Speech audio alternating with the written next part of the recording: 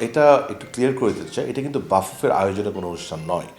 এটা privately held একটি অনুষ্ঠান, যেটাকে আমরা সাধুবাদ জানাই। বিকজ যে কোনো কেউ যদি নিজ খরচে নিজের ইনভেস্টমেন্টে ফুটবল নিয়ে কাজ করতে চায়, অ্যাজ এ ফেডারেশন সেটাকে আমরা ওয়েলকাম করি। এই ক্ষেত্রে এটা আমরা আরও ওয়েলকাম করেছি, বিকজ ওনারা যখন বলেছে যে আর্জেন্টিনা এবং ব্রাজিল থেকে দল আনবে, so it was very nice এবং আমরা খুবই অ্যাপ্রিসিয়েট করি।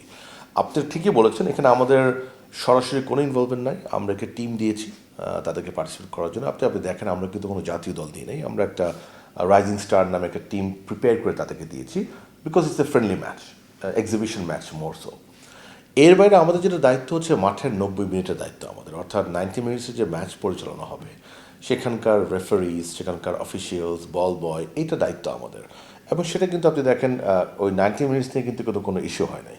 ইস্যু হয়েছে গেট ম্যানেজমেন্ট নিয়ে, যেটা আনফর্চুনেট, বাট সেটা আসলে বিএফএফের কিছু করার নয়। এটা তো আয়োজক এবং যে সংস্থাগুলি সাধারণত সিকিউরিটি দায়িত্বে থাকে তাদের মধ্যে বোঝাপড়ার ব্যাপার। সো এই ব্যাপারে আসলে তারা কেন এই ঘটনা ইনসিডেন্টটা ঘটলো, এটা অত্যন্ত দুঃখজনক। আমরাই নাম্বার ওয়ান। আমরাই নাম্বার ওয়ান। নাম্বার ওয়ান হচ্ছে মেরিল পেট্রোলিয়াম জেলি।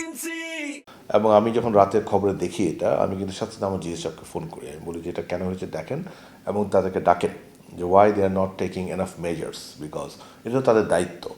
এবং ডেফিনেটলি গতকাল যে ঘটনাগুলি ঘটছে, দিস আর আনপ্রফেশনাল, এটা কোনো সন্দেহ নাই, and also not expected. It is very very much not expected. তো ইনফ্যাক্ট আমি জিএস সাহেবের সাথে আমি আজকেও কথা বলেছি যে আপনি ইমিডিয়েটলি ওদের সাথে বসেন, যে হ্যাঁ 90 মিনিটসের দায়িত্ব আমাদের, বাট এর বাইরেও তো অ্যাজ আ ফেডারেশন আমরা তাদেরকে অ্যাটলিস্ট বলতে পারি, আমরা করতে পারবো না হয়তো বা, কারণ সিকিউরিটি তো আমরা দিতে পারবো না, কিংবা ফেসিলিটি দর্শকদের জন্য কি, এটা তাদের ব্যাপার, তাদেরকে অ্যারেঞ্জ করতে হবে, বাট আমরা অ্যাটলিস্ট তাদের জন্য বলি, গাইড করে দিই। সো সেই পার্টটা আমরা করবো। বাট এর বাইরে আসলে আমাদের আর কিছু খুব একটা কিছু করার নেই আনফর্চুনেটলি, যেহেতু এগেইন আমি বলতে যে এটা আমাদের আয়োজনে কোনো অনুষ্ঠান নয়, এটা একটি প্রাইভেটলি হেল্ড অর্গানাইজেশন। তারা আমাদের থেকে টিম চেয়েছে, মাঠ চেয়েছে, মাঠ দেওয়ার এখতিয়ার আমাদের নাই, তবে আমরা এনএসিকে সুপারিশ করতে পারি।